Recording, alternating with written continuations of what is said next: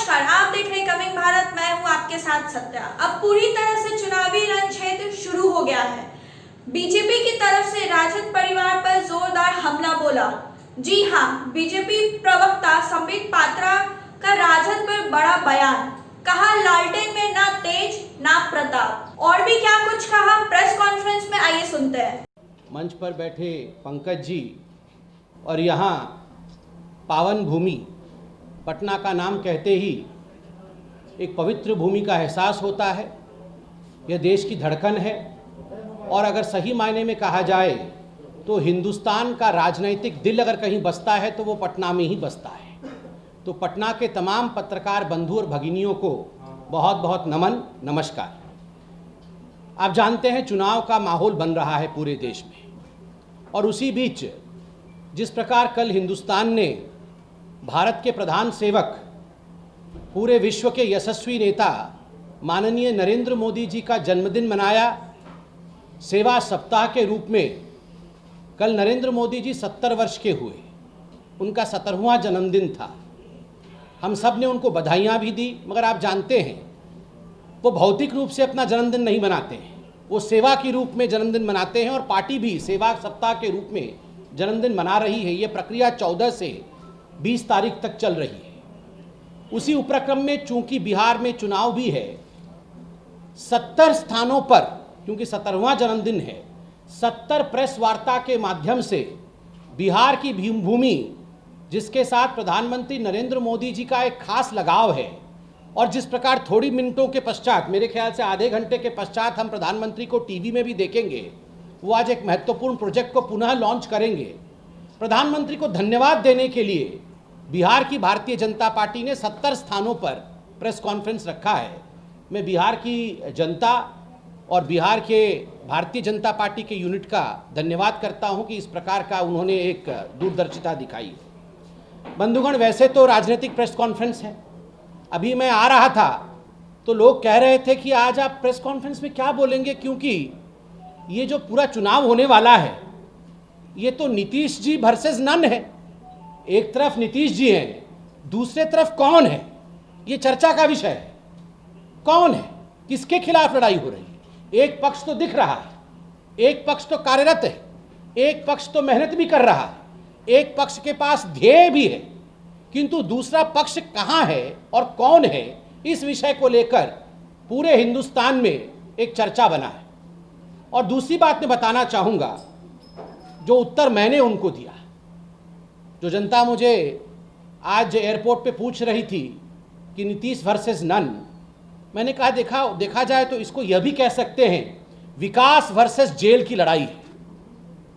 एक तरफ नरेंद्र मोदी और नीतीश कुमार जी हैं और दोनों का ध्येय एक ही है, एक विकास पुरुष है, एक विकास बाबू हैं, और दोनों ही चाहते हैं कि हिंदुस्तान आगे बढ़े और बिहार आगे बढ़े, डबल इंजन की सरकार हो, देश भी आगे बढ़े और राज्य भी आगे बढ़े।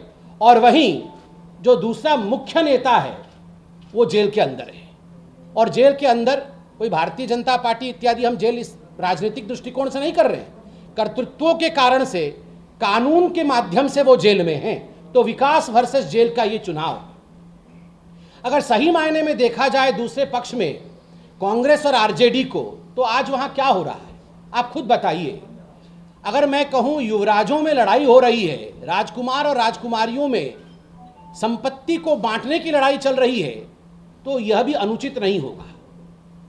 मैं तो दूर दिल्ली में सुन रहा हूं कि यहां भाई भाई की लड़ाई चल रही है, और दिल्ली में तो मैं देख रहा हूं कि कहीं ना कहीं भाई बहन के बीच में अनबन है। तो एक पार्टी में भाई बहन के बीच में अनबन है, 23 लोग चिट्ठी लिखते हैं, कुछ भाई के पक्ष में, कुछ बहन के पक्ष में, वहां भी अनिर्णयता की स्थिति है, और यहां भी दो भाइयों के बीच में अनिर्णयता की स्थिति है। तो ये आज बिहार की जो 12 करोड़ जनता है वो निर्णय लेगी कि एक तरफ सकारात्मकता खड़ी है, एक तरफ निर्णय लेने की क्षमता खड़ी है, और दूसरी तरफ कहीं ना कहीं परिवार में ही बंटवारे की परिस्थिति चल रही है। किसको चुनना है, ये बिहार की 12 करोड़ जनता बिल्कुल निर्णय लेगी। बंधुगण, चाहे कमल हो, चाहे तीर और कमान, आप देखिएगा किस प्रकार से रिकॉर्ड तोड़ मतों के साथ इस बार चुनाव के नतीजे आने वाले हैं। जहाँ तक लालटेन का सवाल है, मैं तो बिल्कुल सत्य कह रहा हूँ। लालटेन में ना तो अब तेज है और ना ही प्रताप है। ये तेज और प्रताप केवल नाम में है, लालटेन में नहीं है। लालटेन में ना तो तेज है ना प्रताप है, ये केवल नाम में है। बंधुगण, व्यक्तिगत रूप से पूछा जाए तो बहुत दुख हुआ 4-5 दिन पहले जब रघुवंश बाबू हमारे बीच नहीं रहे। कुछ मनुष्यों को, कुछ नेताओं को, कुछ पुरुषों को, कुछ व्यक्तियों को पार्टी के संदर्भ से सदैव ऊपर देखा जाता है। रघुवंश बाबू को ऐसे ही पूरे हिंदुस्तान ने पार्टी के संदर्भ से ऊपर देखा था, मगर उनका जो अंतिम क्षण था वो बहुत ही वेदना से भरा हुआ था। उनकी जो चिट्ठी थी बहुत वेदना से भरी हुई चिट्ठी थी, और उनके चिट्ठी के पश्चात जिस प्रकार का कमेंट तेज प्रताप जी ने किया था कि समुंदर में से अगर एक लोटा पानी निकाल दिया जाए तो उससे कुछ नहीं फर्क पड़ता है। और आज मैं आपके इस प्रेस कॉन्फ्रेंस में कहता हूं, दुख के साथ कहता हूं, जहां भी रघुवंश बाबू होंगे वो सुन रहे होंगे कि ये जो एक लोटा पानी आपने समुंदर से निकाला है, इसी एक लोटे पानी से ही आरजेडी का राजनीतिक तर्पण होगा। इसी एक लोटे पानी से आरजेडी का राजनीतिक तर्पण होगा। इतने बड़े नेता को आपने इस प्रकार के शब्दों से परिभाषित किया, एक लोटा पानी समुंदर में से।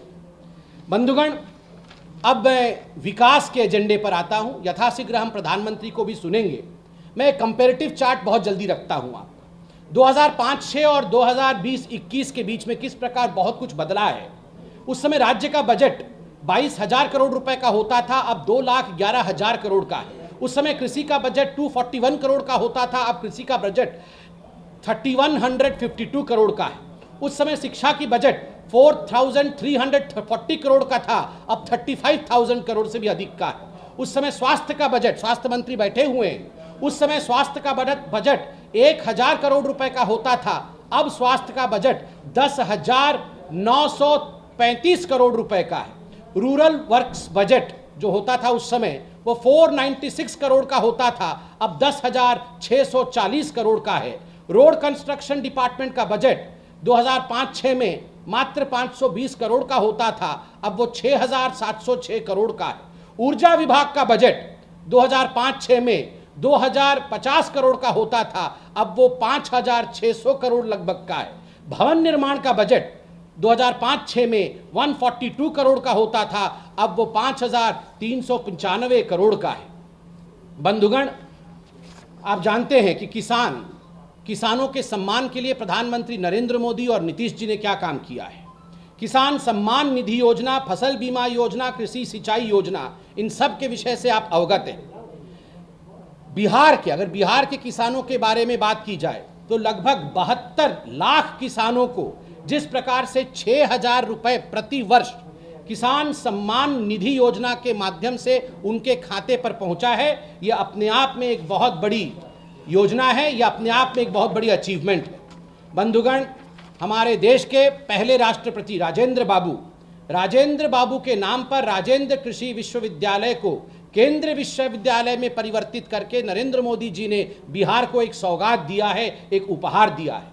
युवाओं के लिए भी जिस प्रकार कौशल विकास किया गया है और उसके लिए 1,550 करोड़ रुपए आवंटित किया है नरेंद्र मोदी जी ने केवल बिहार के लिए।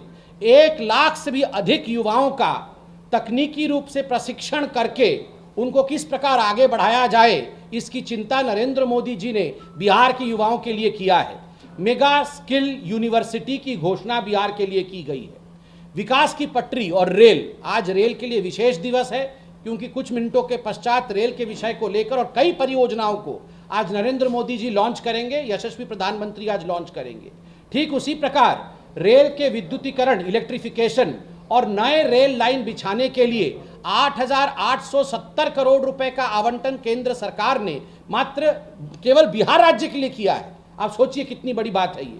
पर्यटन को बढ़ावा, बौद्ध धर्म को बढ़ावा देने के लिए जो बौद्धिक पर्यटन क्षेत्र यहाँ पर है उसके लिए बुद्ध सर्किट और रामायण सर्किट, इन सब के लिए लगभग 600 करोड़ रुपए का आवंटन केंद्र सरकार ने बिहार के लिए किया है। डिजिटल बिहार को बढ़ावा देने के लिए और डिजिटल क्रांति बिहार में आए उस कारण एक विशेष पैकेज 450 करोड़ रुपए का दिया गया है, जिसके तहत भागलपुर और दरभंगा में 20 करोड़ की लागत से सॉफ्टवेयर टेक्नोलॉजी पार्क बनाया जा रहा है।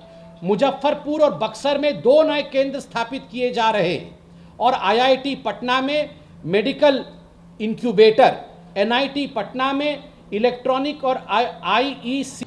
जैसा आपने सुना, सबित पात्रा ने कहा कि बिहार की 12 करोड़ जनता देख रही है और वही फैसला लेगी कि एक तरफ सकारात्मक निर्णय लेने की क्षमता और दूसरी तरफ कहीं ना कहीं परिवार में ही बंटवारे। और भी ऐसे तमाम खबरों के लिए बने रहे हमारे चैनल के साथ और अगर अभी तक लाइक, सब्सक्राइब, शेयर नहीं किया तो जरूर करें। धन्यवाद।